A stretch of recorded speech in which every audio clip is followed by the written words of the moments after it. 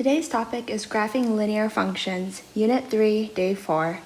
The objective is in two parts, that you will be able to graph linear functions of a given equation, and that you'll be able to determine the equation of a linear function given a graph.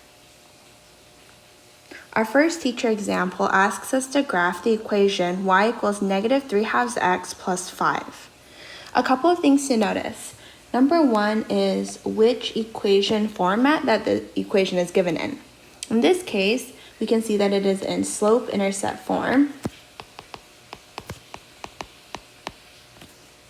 Y equals mx plus b. We know that the m value in front of our x represents our slope, and the b value represents our y-intercept. In our given equation, our slope here is negative 3/2, and our y-intercept is 5. So a good place to start is by graphing our y-intercept. So if we know that this is our y-axis and this is our x-axis, it crosses our y-axis at 5. From there, we want to use our slope. We know that our slope is rise over run, or a change in the y over the change in the x. So if our 3 is negative, that means our rise needs to go down 3 units. So 1, 2, 3. And then the 2 goes to the right. 1, 2, and that becomes our second point. Once we have our second point, we can draw a line connecting those 2 points, and we have graphed our line. Take a little bit of time and try the second student example on your own. One thing to remember is here we have a whole number slope instead of a fraction. So we can make that into a fraction by putting it over 1. Our second teacher example asks us to graph the equation 3x minus 5y equals negative 15. This one, unlike our first example, is in standard form.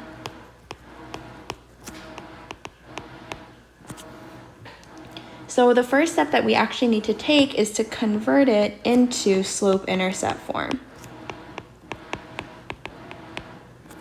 So 3x minus 5y equals negative 15. We want to isolate y by subtracting 3x from both sides. The 3x's go away. We're left with negative 5y equals negative 3x minus 15. From there, we divide all sides by a negative 5. The negative 5's cancel out. We're left with y equals negative 3 over negative 5x minus 15 over negative 5. We know that when we have a negative divide by a negative, we want to simplify it and make it a positive. And that 15 divided by 5 is equal to 3. From here, we need to identify our slope and our y-intercept. So we start with our y-intercept and we go up to 1, 2, 3. So we know that the first point is going to be that 3. From there, we want to do the slope. It's going to be a rise over a run. Everything is positive. So we're going to go up 1, 2, 3 units, and to the right 5 units. 1, 2, 3, 4, 5. It's going to be that point right there.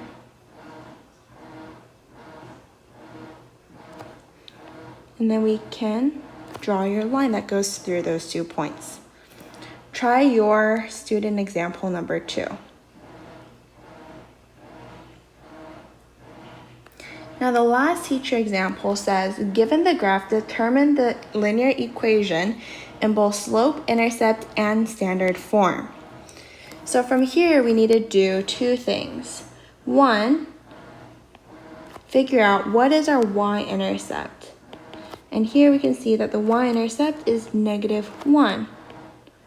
Second, we need to find our slope.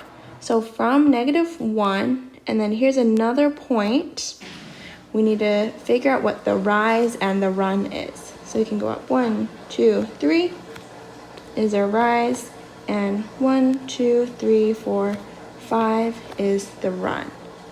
Now in slope-intercept form, y equals mx plus b, we can just plug in our m and our b. So y equals 3/5 x minus 1. From there, we have to determine the standard form. And so we have to do a little bit of going backwards. What I'm going to do is get my x and my y on the same side, and then my constant, in this case at -1, onto the other side.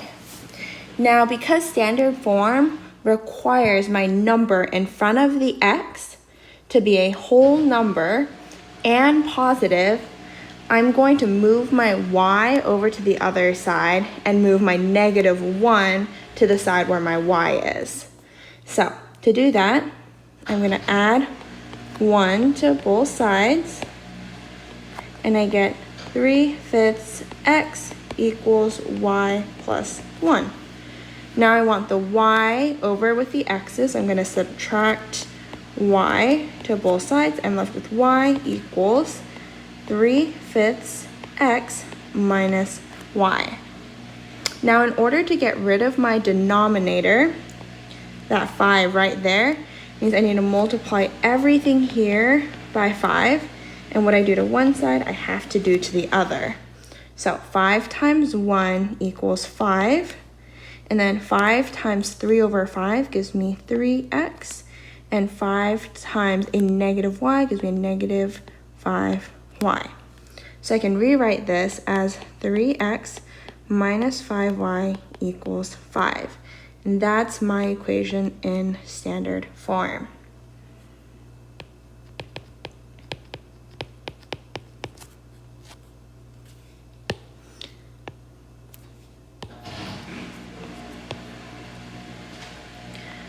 So try that on your own for the student example number 3.